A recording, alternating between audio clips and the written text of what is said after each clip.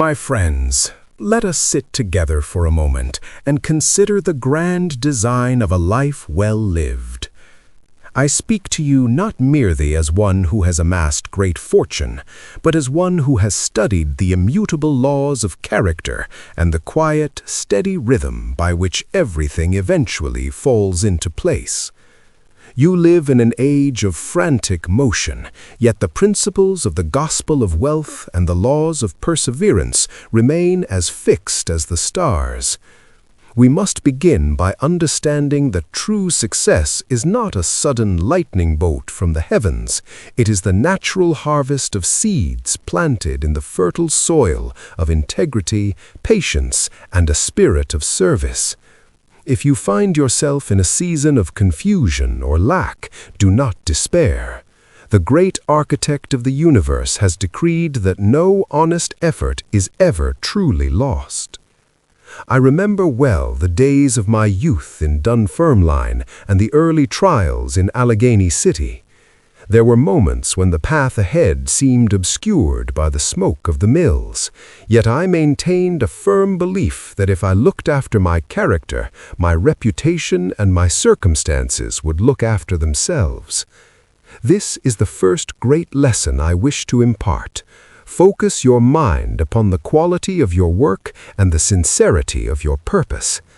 When you align your individual will with the greater good of your community, you tap into a reservoir of power that the selfish man can never know. Wealth is a heavy burden if it is not carried with a sense of sacred stewardship. It is not meant to be hoarded like a miser's gold, but to be circulated like the very blood in our veins, to bring life and opportunity to those who are willing to help themselves. You must cultivate a mind that is at peace with the slow passage of time. In my journey, I observed that those who sought to leap over the necessary steps of apprenticeship often found themselves falling into the chasm of ruin. There is a profound dignity in starting at the bottom. To be a messenger boy, to sweep the floors of a telegraph office, or to tend the bobbins in a cotton mill, these are not indignities, they are the classrooms of the soul. It is here that one learns the value of $1 and the even greater value of a promise kept. When you master the small task with a cheerful heart, the universe takes note. Doors begin to open, not by chance, but because you have proven yourself a reliable pivot upon which larger affairs can turn. This is how the falling into place begins, not with a roar, but with the quiet click of a key fitting into a lock. Wealth, in its truest sense, is the byproduct of a life of mastery. If you chase the dollar alone, it will elude you, or worse, it will find you and leave you hollow. But if you chase excellence, if you seek to be the most industrious, the most observant, and the most helpful person in your sphere of influence, you will find that compensation follows you as surely as your shadow. We must reject the notion of get rich quickly, for that is a siren song that leads to the rocks of despair. Instead, embrace the philosophy of get wise slowly. Accumulate knowledge, foster trust with your neighbors, and build a foundation of habits that can withstand the storms of economic upheaval. A man of character is like a lighthouse. Though the waves beat against him, he remains fixed, providing light for others, while his own foundations grow ever stronger in the depths. Cooperation is the engine of all great achievement.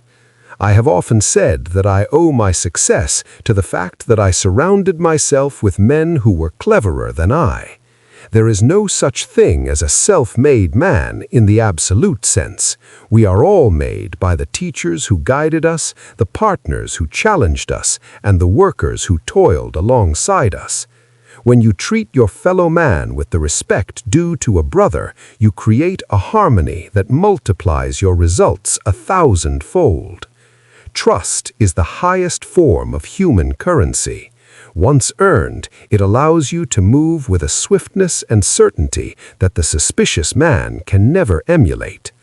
As you move through your day, ask yourself, am I building a bridge of trust today, or am I laying a stone of division? The answer to that question will determine the ultimate trajectory of your life. Let us also speak of the moral obligation that comes with any degree of surplus. Once your modest needs are met and the needs of your family are secured, any further accumulation is a mandate for public service. The man who dies rich in spirit is he who has distributed his means for the improvement of his fellow man. This is the ultimate fulfillment of the law of success. When you live with the intention of being a blessing to your community, whether through the founding of a library, the support of a school, or simply the encouragement of a struggling neighbor, you find that your own life takes on a coherence and a beauty that you never imagined. The fragments of your efforts, your trials, and your triumphs all begin to weave into a magnificent tapestry. Everything falls into place when you stop fighting against the natural laws of growth and start working in harmony with them. Be patient with yourself. The oak does not reach its full height in a season, and the steel is not tempered in a cool fire. Your current struggles are merely the heat required to forge your character into something useful and enduring. Keep your eyes on the high goal, keep your hands busy with honest labor, and keep your heart open to the needs of others. If you do this, I promise you, the day will come when you look back across the years and see that every setback was a setup for a greater leap, and every silence was a preparation for a truer word. The path is clear for those who walk it with integrity. To understand why everything falls into place, we must first examine the architecture of the human mind and its relation to the industrial spirit. I have long maintained that a man's life is the product of his persistent thoughts and the iron-willed discipline he applies to his daily conduct. You see, the universe does not move by caprice, it moves by law. Just as the blast furnace must reach a specific intensity before the ore surrenders its iron, so too must a man's resolve reach a point of unwavering heat before the elements of his life begin to fuse into a meaningful whole. Many people wander through the world like a ship without a rudder, tossed by the winds of chance, complaining that the world is against them. They do not realize that the rudder is in their own hands. To have everything fall into place, one must first place oneself in the correct position through the mastery of the self. In my early years as a telegraph operator, I learned the value of alertness. I did not merely wait for the messages to come to me. I learned to read the clicking of the keys by ear, a feat few could manage at the time. This was not a matter of luck, but of a concentrated focus that refused to be distracted by the din of the office. Success is a process of elimination, eliminating the trivial, the base, and the lazy from one's character until only the refined spirit remains. When you narrow your focus to a single high purpose, you create a magnetic force. Opportunities that seemed hidden suddenly appear, and people of influence begin to take notice of your steady hand. It is as if the great disposer of events recognizes a soul that is ready for responsibility and begins to arrange the scenery of life to suit that readiness. We must also consider the concept of the extra mile, a principle that has guided every captain of industry I have ever known. To do only what is required of you is to remain a slave to the wage, but to do more than is required, to do it with a song in your heart and a desire to be of greater service, is to become a master of your destiny. This surplus of effort is never wasted. It is a deposit in the bank of the future. I have observed that the man who does more than he is paid for will soon be paid for more than he does. This is not mere sentiment, it is a mathematical certainty of the moral world.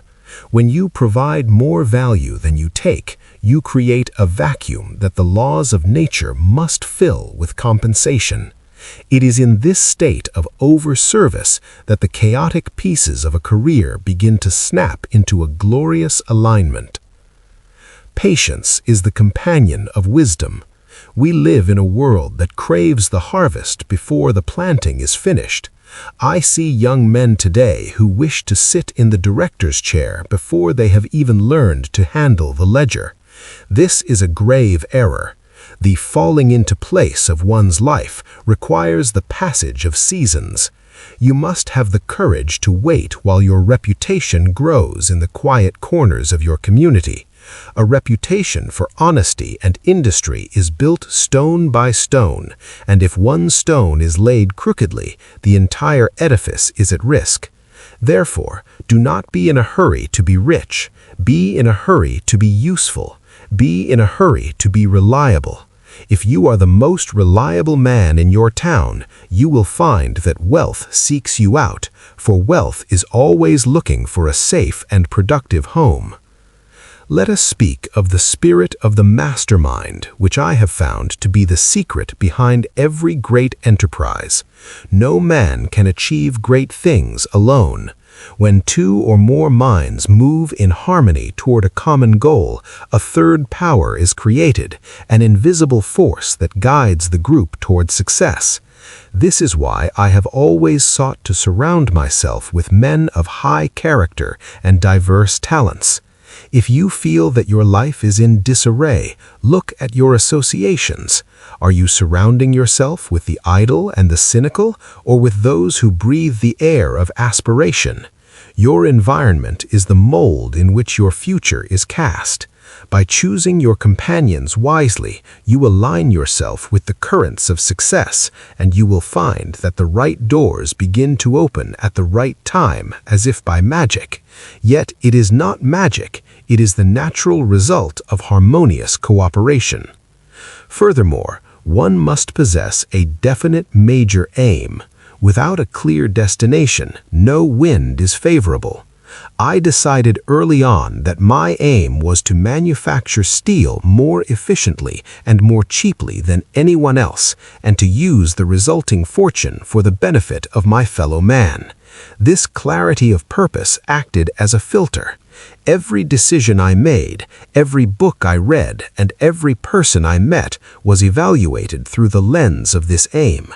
When your aim is definite, your mind becomes a magnifying glass that focuses the rays of your energy onto a single point until a fire is started. The confusion of life disappears when you know exactly what you are trying to build. The stray pieces of your experience, the failures, the successes, the lessons, all suddenly find their place in the grand design of your primary ambition. Character is the foundation of this entire philosophy. Without it, any success is but a house built upon sand. I have seen many men rise to great heights through cunning and greed, only to be dashed to pieces when the winds of adversity blew. But a man of character, a man whose word is his bond and whose heart is pure, has nothing to fear. Even if he loses his worldly goods, his character remains, and with it the power to rebuild. Everything falls into place for the man of character because he is in harmony with the moral law of the universe. He does not have to look over his shoulder. He does not have to fear the truth. He walks in the light, and the light reveals the path toward his highest good. Finally, remember that the true measure of success is not what you take, but what you give. The gospel of wealth teaches us that the man of means is merely a trustee for the poor. When you live with the intention of being a source of light and progress for others, your own life becomes a masterpiece. The struggles you endure today are the very things that will give you the wisdom to help others tomorrow. Nothing is wasted in the economy of a purposeful life. Every tear, every drop of sweat, and every midnight hour spent in study is a necessary part of the whole.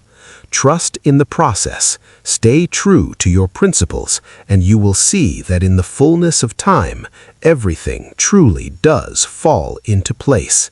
To truly grasp how a life of purpose aligns itself, one must contemplate the virtue of thrift, not merely as the saving of pennies, but as the management of one's entire existence. I have observed that the man who cannot save his earnings can never be a master of his destiny. Thrift is the first evidence of a disciplined mind, and discipline is the prerequisite for any great achievement. When I was a young lad, every shilling saved was a brick in the foundation of my future independence. It is a law of nature that the world will not trust a man with the management of great affairs if he has shown himself unable or unwilling to manage his own small purse. When you begin to exercise control over your desires and your resources, you send a signal to the universe that you are ready for a larger stewardship. It is then that the chaotic forces of your life begin to organize themselves into a pattern of steady progress. Consider the law of accumulation. In the great steel works of Pittsburgh, we did not create a massive industry in a single day.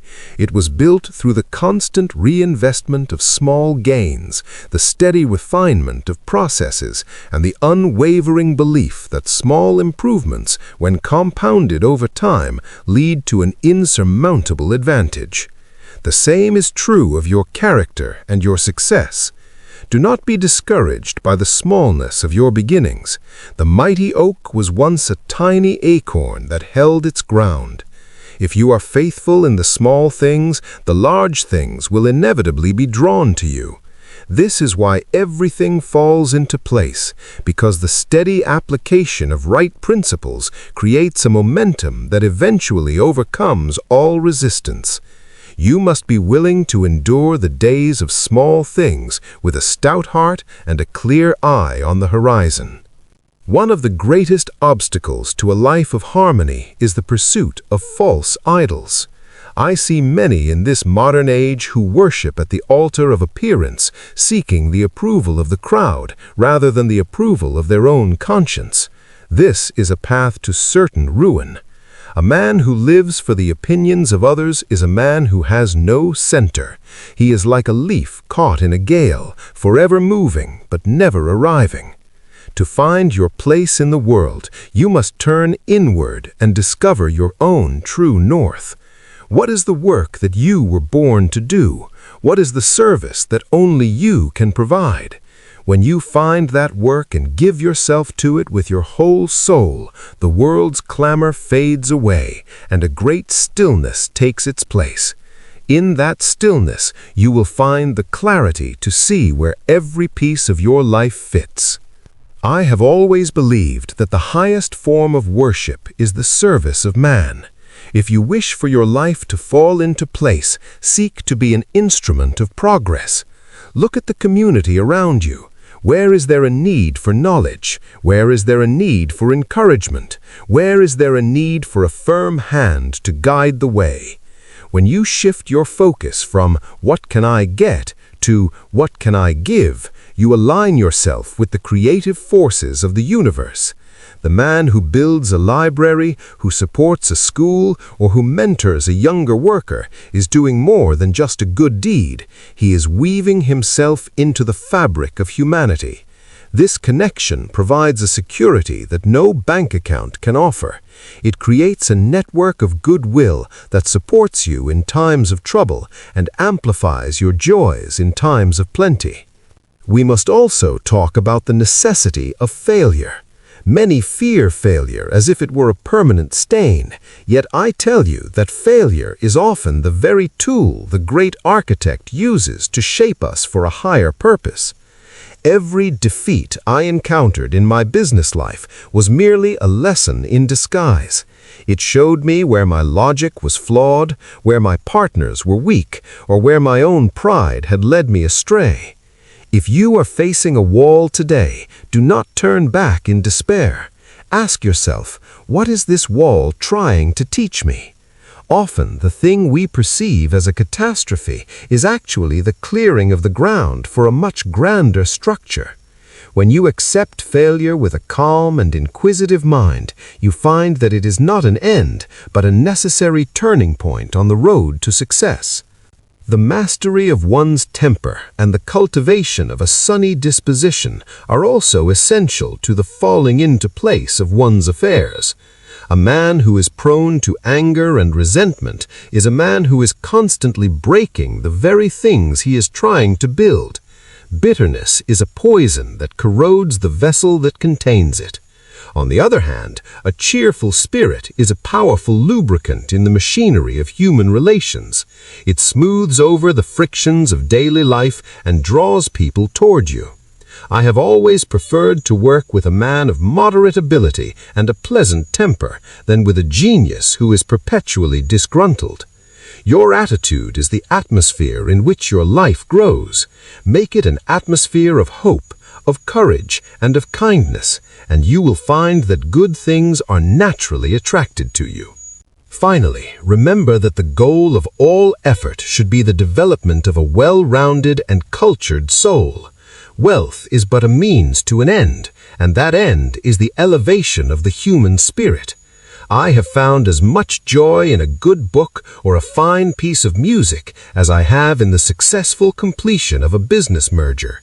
To have everything fall into place is to achieve a balance between the material and the spiritual. Do not neglect the cultivation of your mind. Read the great thinkers, study the lessons of history, and contemplate the wonders of nature. A broad mind can see the connections between disparate things, and it is in seeing those connections that we find the true meaning of our lives. When your mind is rich, your life will be rich, regardless of the balance in your ledger. As you move forward, do so with the confidence of one who knows that the laws of the universe are on his side. You are not a victim of circumstance, you are the captain of your soul. By practicing thrift, discipline, service, and a cheerful resilience, you are setting in motion a series of events that will inevitably lead to your highest good. The pieces of the puzzle may seem scattered now, but have faith. Every honest effort is being recorded, and every act of integrity is being rewarded. The grand design is unfolding, and in the end, you will see that every step of the journey was necessary, and that truly everything has fallen into place according to a divine and perfect plan.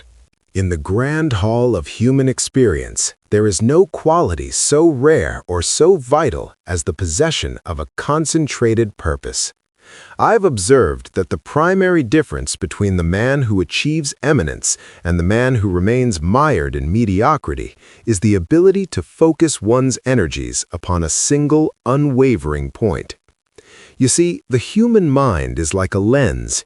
If it is moved about constantly, it can do nothing but create a blurred image.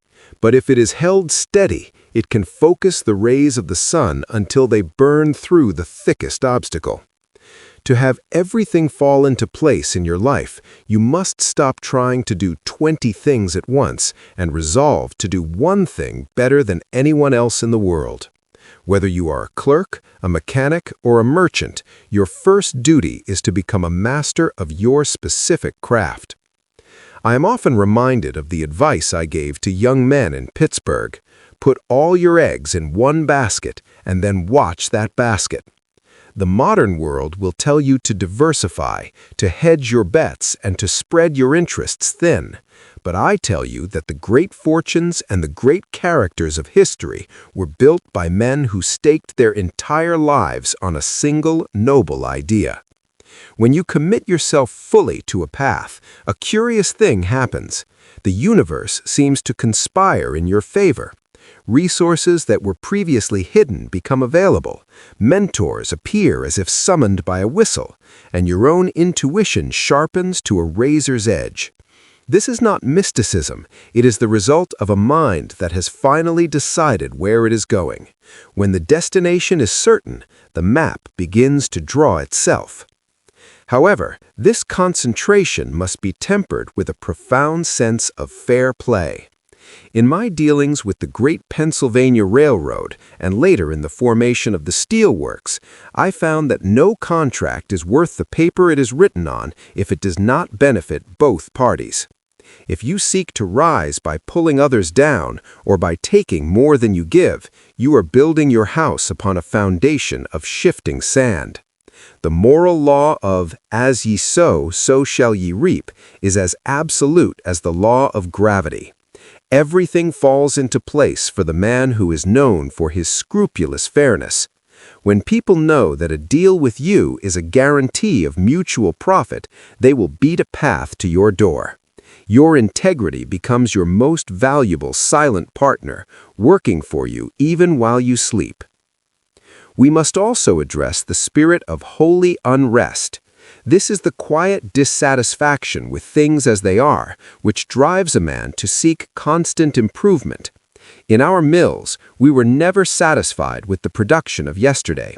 We were always looking for a better way to treat the ore, a faster way to move the rail, a more efficient way to manage the labor. This restless search for excellence is what keeps a soul from stagnating.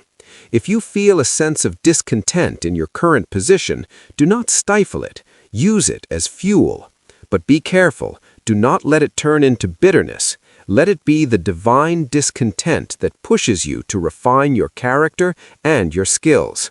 When you are constantly improving, you are in a state of growth, and growth is the natural order of the universe. In such a state, alignment is inevitable. Let us speak of the power of observation. Most men walk through life with their eyes closed to the lessons that surround them. They see the effect, but never look for the cause. I made it a habit from my youth to study the methods of those who were successful. I watched how the great financiers carried themselves, how they spoke, and how they made decisions under pressure. I also watched the failures to see where they had stumbled. You can learn as much from a bankrupt merchant as you can from a millionaire, provided you look with a discerning eye. Everything falls into place when you start to perceive the hidden connections between cause and effect. You realize that success is not a mystery, but a series of logical steps that anyone with a clear head and a willing heart can follow. Furthermore, we must never underestimate the value of a smile. It may seem a small thing in the world of cold steel and hard commerce, but a pleasant personality is a prerequisite for leadership. A man who can lead his men with a kind word and a genuine interest in their welfare will always outproduce the man who rules by fear. I found that my ability to remember a workman's name or to ask after his family was worth more than a dozen foremen with whips. Cooperation is the lubricant of industry, and kindness is the lubricant of cooperation. When you move through the world with a spirit of goodwill, people want to see you succeed. They will offer you their help, their loyalty, and their best efforts. This creates a harmony in your affairs that makes success seem effortless. Patience, too, is a form of courage. There will be times when you have done everything right. You have focused your aim, you have worked with integrity, and you have treated others with kindness, and yet the results do not appear. In these moments, the world will tell you to give up, to try something else, or to compromise your principles. This is the ultimate test. The falling into place often requires a period of gestation that we cannot hasten.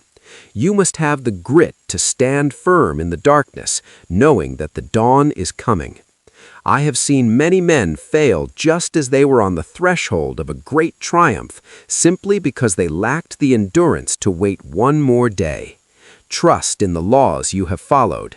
They have never failed a man who remained faithful to them. Finally, consider the sanctity of the home. A man's public success is hollow if his private life is a ruin.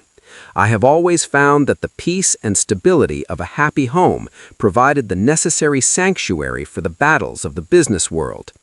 To have everything fall into place, you must honor your obligations to those who love you. Your character is forged in the small daily acts of devotion to your family. When there is harmony in the household, there is a clarity in the mind that allows you to face any external challenge with a tranquil spirit. A life that is aligned with the highest virtues of love and loyalty is a life that cannot be shaken by the fluctuations of the market or the whims of fortune. As you reflect on these lessons, remember that you are the artist of your own existence. The materials are before you, your time, your talents, and your opportunities. By applying the principles of concentration, fairness, observation, and kindness, you are creating a masterpiece. The pieces may seem disparate now, but there is a grand design at work. Stay true to the light that is within you. Continue to serve your fellow man with a generous heart, and you will find that the tapestry of your life is being woven with a precision that defies human understanding. Truly, my friends, when you walk the path of virtue and industry, everything falls into place. In the theater of human endeavor, one must understand the law of the surplus. It is a principle I have observed in every great mill and every stable government. That which is held in reserve determines the strength of the whole. To have your life fall into place, you must create a surplus of character, a surplus of knowledge, and a surplus of energy. Most men live on the very edge of their resources, spending every penny they earn, using every bit of their strength just to survive the day, and keeping their minds as narrow as the path they tread. Such a life is a fragile thing, easily shattered by the first cold wind of misfortune. But the man who builds a reserve, who reads more than he is required to, who saves more than he spends, and who gives more than he receives, becomes a pillar of his community. When the storm comes, as it surely will, the man with a surplus stands firm, while others are swept away. This stability is the bedrock upon which a harmonious life is constructed. Let us speak plainly about the dignity of labor. I have often looked back at my days as a bobbin boy and a telegraph messenger with a sense of profound gratitude. In those humble roles, I learned the secret that many of the inheritors of great fortunes never grasp, that work is not a curse, but the greatest blessing ever bestowed upon man. It is the fire that refines the gold of our potential. If you find yourself in a position that you feel is beneath your talents, do not perform your duties with a sullen heart. Instead, do that work so well, with such precision and such a cheerful spirit, that the position can no longer contain you. The universe abhors a vacuum, and it likewise abhors a man who is too big for his place. By expanding your spirit within your current labor, you force the doors of opportunity to swing wide. Your life falls into place because you have outgrown your old skin through the sheer force of your industry. In my dealings with the great minds of my time, from the masters of the rail to the poets and philosophers, I found a common thread, the habit of independent thought. To have a life that is truly your own, you must stop being a mere echo of the crowd. The public mind is often a fickle and frightened thing, swayed by the latest rumor or the loudest voice. If you wish to build something that lasts, you must retire into the silence of your own soul and think for yourself. I never made a great investment or embarked on a big philanthropic venture based on what was popular. I did so based on what my own reason told me was right and just. When you trust your own judgment, honed by study and experience, you gain a sense of certainty that the world cannot take away. This inner alignment is the quiet center of the storm, the place where everything in your external world begins to find its proper arrangement. We must also contemplate the gospel of cooperation. I have seen many men of great individual talent fail because they were unable to work in harmony with their fellows. They were like brilliant gears that refused to mesh with the rest of the machine. In the Carnegie Steel Company, our success was not due to any one man's genius, but to the mastermind we created through the union of many different talents. To have everything fall into place, you must learn the art of the gentle lead. You must learn to inspire loyalty by being loyal yourself, and to earn trust by being trustworthy. A leader is not one who drives men with a whip, but one who draws them toward a vision of a better future. When you align your goals with the welfare of those who work with you, you create a tide that lifts all boats. Your success becomes their success, and your obstacles become their challenges to help you overcome. One cannot ignore the power of the written word. I have spent millions to build libraries because I know that a book is a gateway to the greatest minds of all history. A man who does not read is no better off than the man who cannot read. To align your life with the higher laws of success, you must feast upon the wisdom of the ages. I spent my early evenings under the light of a single candle, reading the works that expanded my horizon far beyond the Allegheny River. When you fill your mind with the thoughts of the greats, your own thoughts begin to rise to their level. You stop worrying about the petty grievances of the day and start seeing the grand sweep of human progress. This perspective is essential for the man who wants his life to fall into place. It allows him to see the long view and to remain calm when the temporary ripples of life try to disturb his peace. There is also a profound truth in the law of compensation as described by the sage Emerson, whom I much admired.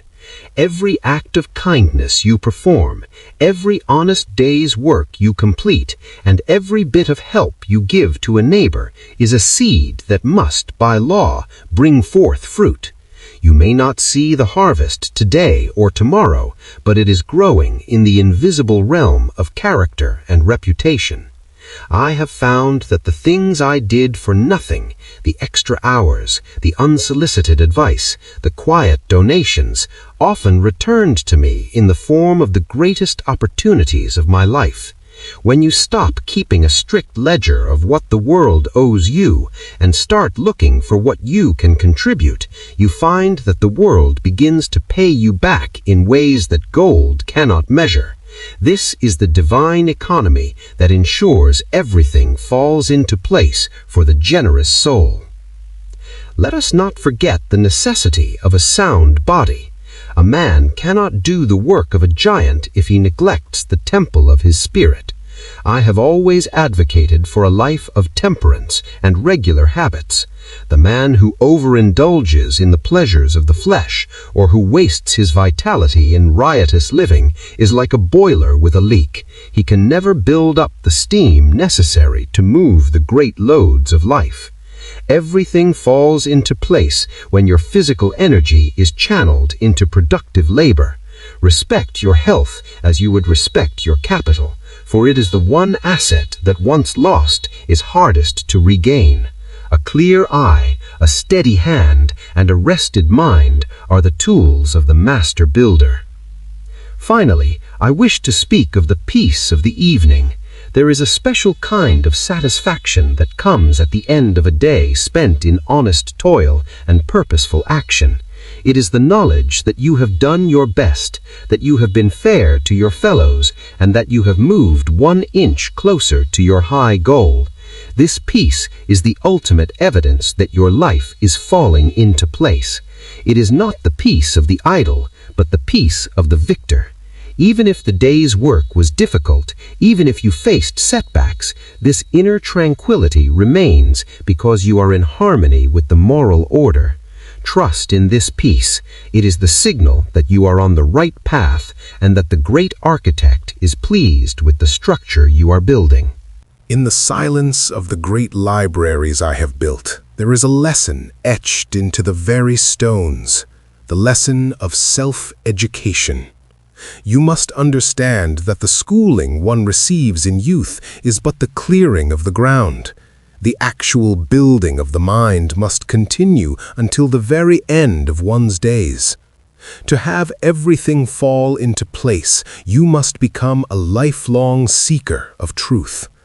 I have seen many men who, upon reaching a certain level of comfort, allowed their minds to go to seed. They ceased to be curious, ceased to read, and ceased to observe the changing currents of the world. In doing so, they lost the very thing that made them successful. A stagnant mind is like a stagnant pool. It breeds only the pests of doubt and decay. But a mind that is constantly refreshed by new ideas and higher philosophies is like a mountain stream, clear, vigorous, and capable of carving a path through the hardest rock. I found early in my career that the ability to master the details was the secret to commanding the whole. When I was with the Pennsylvania Railroad, I did not merely look at the locomotives as machines. I studied the cost of the oil, the durability of the iron, and the efficiency of the coal. I wanted to know the why behind every how. Most people are content to skim the surface of their profession, doing just enough to get by. But the man for whom everything falls into place is the one who dives deep. He knows his business from the bottom up. This mastery gives you a confidence that cannot be shaken. When you speak with the authority of knowledge. And when you act with the precision of a surgeon. This command of detail is the thread that binds the disparate parts of a great enterprise into a singular, functioning unit. We must also speak of the power of decision. I have never known a successful man who was a procrastinator. Indecision is the thief of opportunity. It is the rust that eats away at the soul of ambition. When a problem is presented to you, gather your facts, consult your conscience, and then decide. Even a wrong decision is often better than no decision at all, for a wrong decision at least provides the data for a correction. But to sit in the middle of the road, paralyzed by fear of the unknown, is to invite disaster. Everything falls into place when you move with a spirit of promptness. The universe responds to the man who knows his own mind. When you make a firm decision, you set in motion a chain of events that would never have occurred had you remained in a state of wavering. Let us reflect on the spirit of service in the context of our neighbors. I have often said that the man who dies thus rich dies disgraced. I was not speaking only of the wealthy, but of any man who keeps his talents and his spirit only for himself. To find the place where you belong, you must first find the place where you are needed. There is a profound psychological law that we find our greatest happiness when we are lost in the service of a cause greater than ourselves. Whether it is the improvement of a local park, the teaching of a younger apprentice, or the support of a public institution, these acts of service are what give life its glue. They connect you to the community in a way that creates a permanent place for you in the hearts of others. This is the social alignment that ensures your life has meaning and stability. I have always been a great believer in the law of association. If you wish to be a man of high character, you must seek the company of those whose character is already forged. If you wish to be a man of industry, you must avoid the idler and the tavern dweller as you would a plague. We are like the chameleons. We take on the color of our surroundings. I made it a point to seek out the company of the wise and the productive, even when I was but a poor boy with nothing to offer but my attention. By placing yourself in the presence of greatness, you begin to absorb the habits and the thoughts of greatness. Everything falls into place when you choose an environment that demands the best of you rather than one that settles for your worst. Furthermore, we must embrace the virtue of simple living. Even at the height of my influence, I found that the greatest pleasures were those that cost the least. A walk in the woods, a conversation with a friend, or a quiet hour with a good book. The pursuit of luxury for luxury's sake is a trap that leads to a cluttered life and a distracted mind. To have your affairs fall into place, you must strip away the unnecessary. When you live simply, you have the freedom to focus on your definite major aim.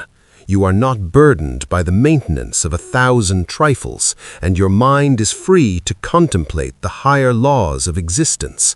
A clear space leads to a clear mind, and a clear mind leads to a directed life. Let us also consider the moral value of adversity. I have faced strikes, market panics, and the loss of dear friends. In each of these trials, I was tempted to believe that the world was falling apart. But looking back, I see that these were the very moments when the most important pieces of my life were being moved into their proper positions. Adversity is the great sifter. It removes the weak, the false, and the temporary from your life, leaving behind only that which is true and enduring. If you are in the midst of a trial, do not ask, "Why is this happening to me?" but rather, "What is this trying to make of me?" When you view challenges as a form of character instruction, you find that you no longer fear them. You see them as the necessary friction that polishes the diamond of your soul. Finally, remember that the falling into place is a continuous process. It is not a destination where you arrive and then cease to struggle. It is a state of being in harmony with the laws of life. As you grow, the place you belong will change. You will be called to higher duties, larger responsibilities, and deeper services. Embrace this evolution with a joyful heart. Do not cling to the past or fear the future. Walk with the steady step of a man who knows he is a partner with the infinite, and as long as he remains true to the principles of integrity, industry, and service, his path will be made straight. The grand design of your life is unfolding with every breath you take. Trust it, work for it, and behold the wonder of it all. In the quiet watches of the night, when I contemplate the vast machinery of our industrial civilization, I am struck by a singular truth.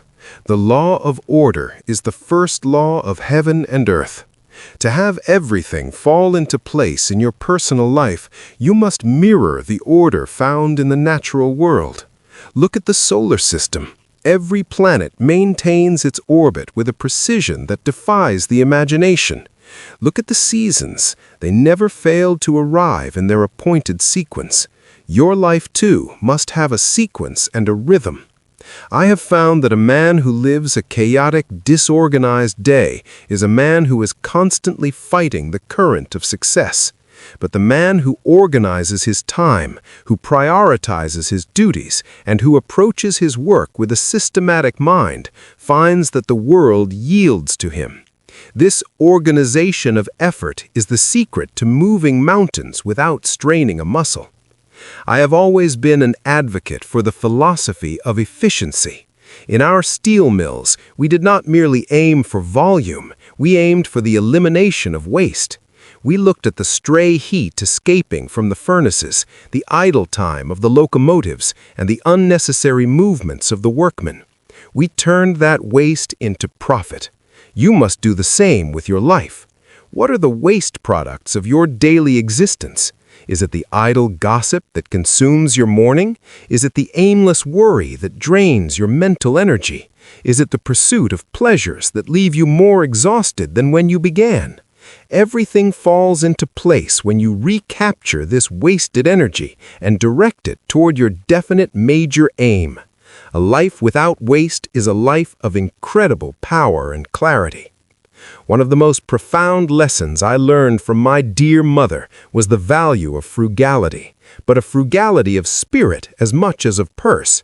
She taught me that to be truly independent, one must be beholden to no man. This independence is the cornerstone of a self-aligned life. When you owe no man anything but goodwill, you are free to speak the truth and to act according to your conscience. I have seen many men of great talent silenced because they were in debt to their creditors or to the expectations of their social circle. To have your life fall into place, you must guard your independence as the most precious jewel you possess. Live within your means, speak your own mind, and never trade your integrity for a temporary advantage. This freedom is the air in which a purposeful life breathes. We must also speak of the power of persistence, or what I like to call the capacity for infinite toil. Many people have the spark of a great idea, but few have the iron will to see it through to the end. I have observed that success is often a matter of holding on after others have let go. When we were building the first great bridges across the Mississippi, we faced technical challenges that the experts said were insurmountable, but we persisted. We tried one method, then another, until the steel finally spanned the water. This is how a life is built, not by a single stroke of genius, but by the relentless application of effort toward a worthy goal. When you refuse to be defeated, the obstacles eventually realize they are wasting their time, and they move out of your way. This is the moment when everything clicks into place. Let us reflect on the duty of tolerance. A narrow mind is a cramped place to live. I have traveled the world and met men of all faiths, all races, and all political persuasions. I found that the spirit of progress is not confined to any one group. To have a life that is in harmony with the world, you must cultivate a broad and tolerant heart. Resentment and prejudice are like grit in the bearings of a machine. They cause heat, friction, and eventual breakdown. When you approach every man as a potential brother and every idea with an open but discerning mind, you create an atmosphere of peace. This peace is the essential environment for success. It allows you to see opportunities where the prejudiced man sees only enemies. I am a great believer in the mastery of the emotions. A man who is at the mercy of his moods is a man who can never be a leader. I have seen panics in the market where men lost their fortunes simply because they lost their heads. They were swept up in the tide of fear. To have your life fall into place, you must be the master of your own emotional climate. You must learn to remain calm when others are hysterical and to remain hopeful when others are despairing. This emotional stability acts as a stabilizer on a ship. It keeps you upright when the seas of life are rough. When you are steady on the inside, the outside world eventually mirrors that steadiness. Furthermore, we must recognize the value of public education. I have given much of my fortune to the creation of libraries and schools because I believe that the only real way to help a man is to provide him with the tools to help himself. You must apply this to your own life. Do not wait for someone to hand you success. Go out and educate yourself for it. Use the resources that are available to you, the books, the lectures, the experiences of your elders. When you take responsibility for your own mental growth, you become a creator of circumstances rather than a creature of them. This shift in perspective from "what will the world do for me" to "what can I learn to do for the world" is the exact moment when the puzzle pieces of your life begin to align.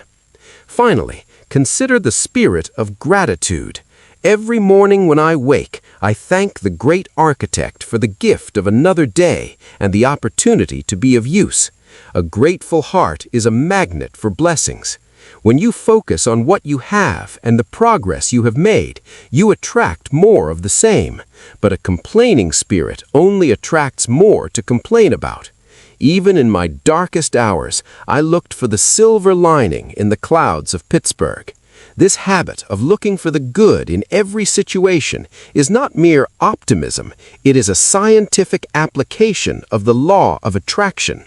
By being grateful for the small placements in your life, you prepare the way for the larger ones. As you continue on your journey, walk with the quiet confidence of a man who knows that the universe is governed by laws of justice and harmony. Your work, your character, and your service are all being woven into a pattern of ultimate success. Do not be distracted by the short-term fluctuations. Keep your eyes on the long-term design.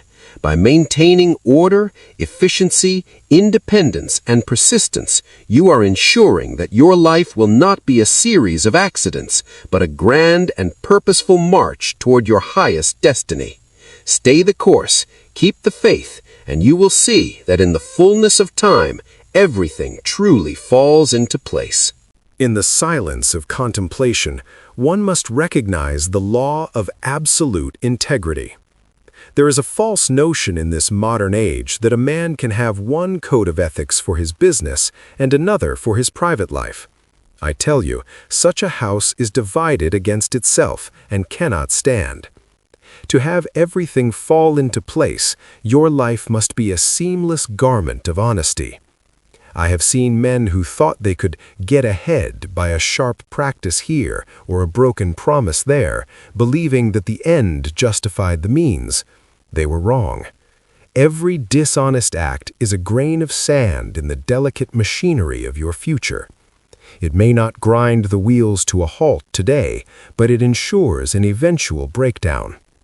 When you are scrupulously honest, even when it costs you money, even when no one is watching, you align yourself with the very heartbeat of the universe. This alignment creates a reputation that precedes you, opening doors that no amount of gold could ever force. Let us speak of the concentration of wealth versus the distribution of opportunity. In my own life, I realized that the mere accumulation of millions was a poor goal for a man of spirit. The true falling into place of a fortune occurs only when that fortune is turned back into the soil of humanity to produce new crops of talent and character. You must apply this principle to your own capital, whether that capital be money, time, or specialized knowledge. Do not hold your advantages with a clenched fist. When you share what you have learned, when you provide a ladder for those behind you, you find that your own position becomes more secure. It is the paradox of life. That which we give away, we keep forever in the form of character and legacy. By becoming a channel for progress rather than a reservoir, you ensure that the flow of opportunity into your own life never ceases. One cannot achieve a life of harmony without the mastery of choice. Every day you are presented with 1,000 small forks in the road. Most people drift through these choices, led by the whims of their appetites or the pressures of their peers. But the man of destiny chooses with a purpose. He asks, does this action serve my definite major aim? Does it strengthen my character? Does it benefit my neighbor? I found that by making these decisions with a clear head in the morning, the rest of the day seemed to arrange itself with surprising ease. This is the pre-alignment of your life. When your choices are dictated by principle rather than impulse, the chaotic elements of your day begin to march in formation. You are no longer reacting to life, you are directing it. I must also emphasize the virtue of silence. We live in a world that is far too loud, where every man feels he must shout to be heard. I have found that the greatest work is often done in the quiet. In the steel mills, the most powerful engines were those that ran with a steady, low hum, not those that hissed and sputtered. To have your life fall into place, you must cultivate a quiet mind. Take time each day to sit in silence, away from the clatter of the streets and the demands of the telegraph. In that silence, your intuition can speak to you. You will find that the solutions to your most pressing problems often emerge when you stop shouting at them. This inner stillness allows you to perceive the unseen hand that is moving the pieces of your life into their proper squares. Consider the law of human magnetism. We attract into our lives the people and circumstances that harmonize with our internal state. If your mind is filled with thoughts of lack, resentment, and suspicion, you will find yourself surrounded by poverty and strife. But if you fill your mind with thoughts of abundance, service, and goodwill, you will attract the masterminds who can help you achieve your goals. I have always looked for the best in people, and in doing so, I usually found it. By radiating a spirit of confidence and kindness, you create a field of influence that draws lucky breaks toward you. People call it luck, but I know it is the natural result of a mind that is correctly polarized. Everything falls into place when you become the kind of person that success wants to be around. We must also talk about the courage to specialize. In my youth, I saw many men who were jacks of all trades and masters of none. They had a little knowledge of many things, but not enough of any one thing to make them indispensable. I decided that I would know more about the manufacture and sale of steel than any other living man.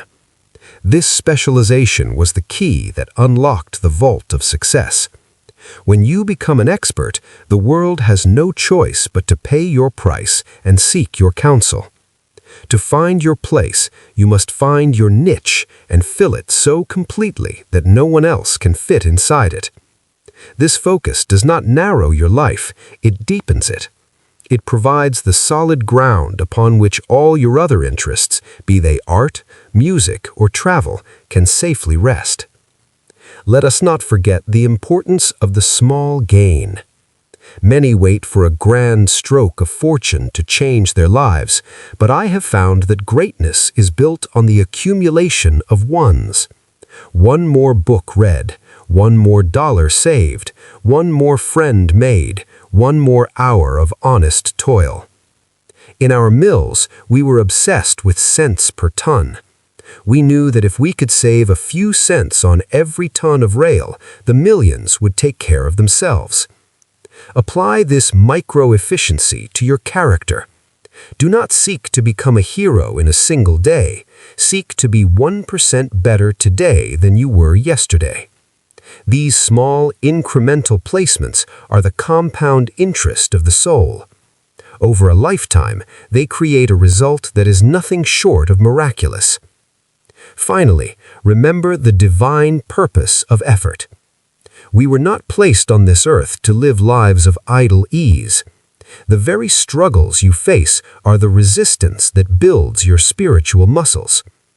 To have everything fall into place is not to have a life free of challenge, but to have a life where every challenge is met with a steady heart and a clear purpose. I have found more joy in the becoming than I ever did in the having. The process of aligning your life, of taking the raw ore of your potential and refining it into the tempered steel of character, is the highest work a man can do. Trust that the great disposer of events has a plan for you, but remember that you are the one who must pick up the tools and do the work. When you do your part with excellence and integrity, the rest of the universe will surely do its part. In the twilight of a long and industrious career, one begins to see the law of synthesis at work, the way in which the many threads of a lifetime, which once seemed so tangled and separate, are actually being woven into a singular, magnificent pattern. To have your life fall into place, you must develop the eye of the architect. You must look past the scaffolding and the dust of your current struggles to see the finished cathedral of your character.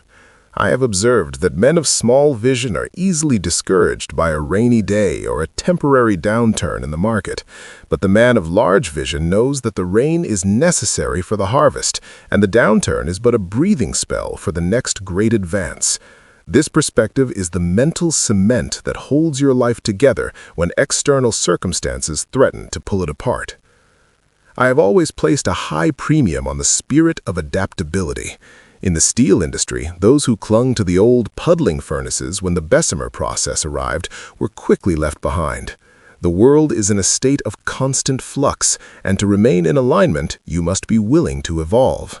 This does not mean you change your principles. Your integrity and your industry must remain as firm as a granite foundation, but you must be willing to change your methods.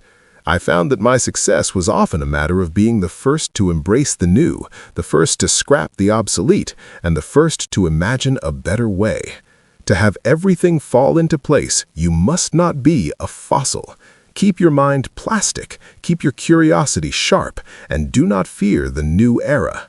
Every change in the world is a repositioning of the pieces on the board. If you are alert, you will see that the new arrangement offers even greater opportunities than the old.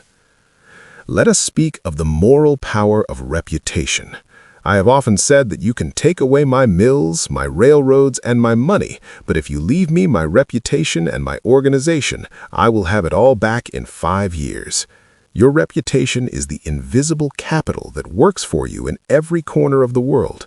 It is built not by grand speeches, but by the 1,000 little honests, the small debts paid on time, the quiet fulfillment of a minor promise, the refusal to participate in a mean-spirited gossip. When your reputation is solid, you find that everything falls into place because people want to work with you. They bring you their best ideas, their lowest prices, and their highest loyalties. You become a center of gravity for success, and you will find that you no longer have to chase opportunities. They begin to seek you out as their natural home. Let us also consider the duty of cheerfulness as a business asset. I have never known a gloomy Gus to be a great leader of men. A man who carries the weight of the world on his shoulders and a frown on his face is a man who is broadcasting a signal of defeat. But a man who meets every challenge with a twinkle in his eye and a word of encouragement for his fellows is a man who creates an atmosphere of victory. In the heat of the homestead works or the tension of the boardroom, I found that a well-timed story or a hearty laugh could do more to align a team than a dozen stern lectures. This sunshine of the soul is a powerful force. It dissolves the ice of suspicion and the rust of lethargy. When you are cheerful, you are in harmony with the creative spirit of life, and that harmony is the very essence of things falling into place. I am a firm believer in the law of rest and reflection. Many men believe that to be successful, they must work themselves into an early grave, never pausing to look at the sky or to listen to the birds. This is a mistake of the highest order. The falling into place of a life requires periods of fertile idleness. I spent my summers in the Highlands of Scotland, away from the smoke of Pittsburgh, because I knew that the mind needs time to digest its experiences. It is in these moments of rest that the subconscious mind does its finest work. It takes the problems you have been wrestling with and in the stillness presents you with the solution. Do not begrudge yourself the time for a long walk or a quiet afternoon of music. These are not wastes of time. They are the oiling of the machinery that allows the rest of your life to run with perfect precision. Let us reflect on the sanctity of the task at hand. There is a great danger in living too much in the future. I have seen men who were so busy dreaming of the day they would be millionaires that they neglected the ledger they were supposed to be keeping today. This is the surest way to ensure that the dream never comes true. To have your life fall into place, you must treat your current duty as if it were the most important work in the universe. If you are a clerk, be the finest clerk the world has ever seen. If you are a foreman, let your department be a model of efficiency and harmony. When you perform the now with total commitment, you create a solid stepping stone for the next.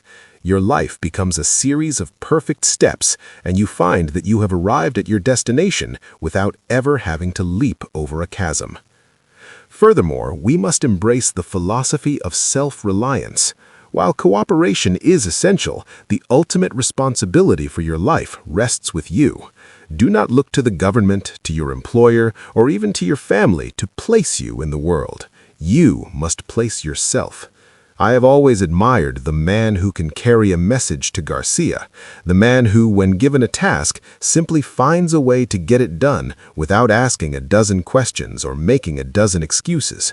This indomitable spirit is the hallmark of a life that is coming into alignment. When you stop looking for crutches and start relying on your own God-given faculties, you tap into a source of power that is inexhaustible. You become a cause instead of an effect, and the world has no choice but to adjust itself to your presence. Finally, remember that true wealth is the development of the human spirit. I have known many men with millions who were in reality quite poor. They had no taste for literature, no love for music, and no interest in the welfare of their neighbors. Their lives were out of alignment because they had focused on the means and forgotten the end. To have everything fall into place, you must cultivate a richness of being. Fill your life with great thoughts, great books, and great friendships. When your inner world is a palace of culture and virtue, your outer world will inevitably begin to reflect that grandeur. The falling into place is not just about your bank account or your title. It is about the harmony of your soul with the highest ideals of humanity. Trust in this process. Keep your hand to the plow and your eye on the light, and you will see that the path is being prepared for you with a wisdom far greater than your own. And now, my friends, we reach the summit of our conversation, where we must contemplate the crown of life, the final realization that nothing in this vast, industrious world ever happens by mere chance. As I look back from the vantage point of a life spent in the service of progress, I see with absolute clarity that the falling into place is the inevitable result of a soul that has remained true to its purpose. You must understand that you are currently standing at a pivotal moment in history. The year 1900 was a dawn for my generation, just as the year 2026 stands before you now as a fresh field of opportunity, waiting for the plow of your ambition. Do not enter this new season with a spirit of hesitation. The great architect has provided the materials. It is your duty to build the structure. To ensure that everything falls into place in this coming year, you must practice the sacred habit of aiming high. I have always said that it is not a sin to start small, but it is a grave error to remain small in spirit. As you look toward the horizon of 2026, I ask you, what is the definite major aim that will command your energies?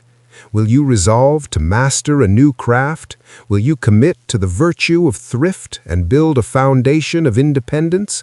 Or will you, perhaps, dedicate yourself to a work of service that will outlast your own days? Whatever your path, let it be one that demands the very best of your character.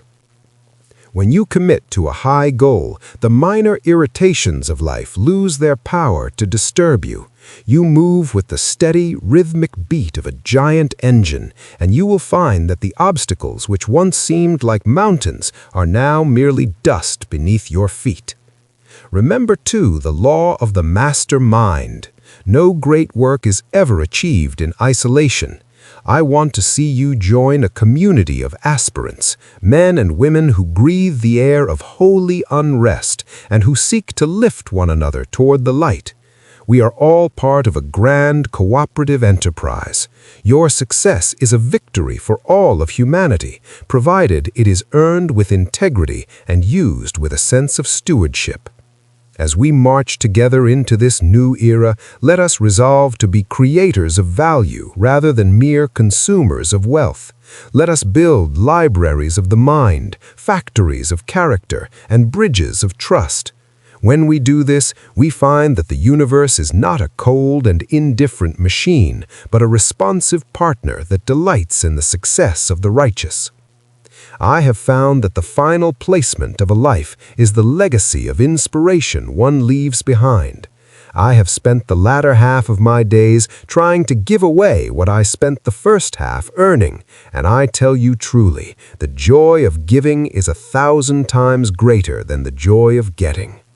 But you do not need millions to be a philanthropist. You can give your encouragement, your specialized knowledge, and your unwavering example of a life well lived. As you prepare for the challenges and triumphs of 2026, I want you to take a firm stand for your future. Do not let the days slip through your fingers like water. Grab them with the iron grip of a man who knows his worth. Now, as I prepare to take my leave and return to the quiet study of my thoughts, I wish to leave you with a task, a contract of ambition for the year 2026. I am deeply interested in the progress of my fellow man, and I wish to know how you intend to apply these laws of success to your own journey. Pray, leave a comment below and declare to the world what is your definite major aim for the year 2026. What great work do you plan to undertake, and what character traits do you intend to refine? By putting your resolve into words, you give it form and substance. You begin the process of making it real. Furthermore, if you find that these lessons on wealth, responsibility, and the moral order resonate with your own spirit, I invite you to subscribe to this channel and join our circle of thinkers. In doing so, you ensure that the voice of experience will continue to accompany you on your climb. We shall continue to explore the heights of human potential together, and I shall be here to remind you when the clouds gather that the sun is still shining behind them. Everything falls into place for the man who refuses to stay down, who refuses to be small, and who refuses to be selfish. Go forth with a stout heart, a clear head, and a hand ready for honest toil. The year 2026 is yours to command. Make it a masterpiece that even the great architect will admire. The path is open, the tools are in your hand, and the laws of the universe are at your back. I shall be watching your progress with the greatest of expectations.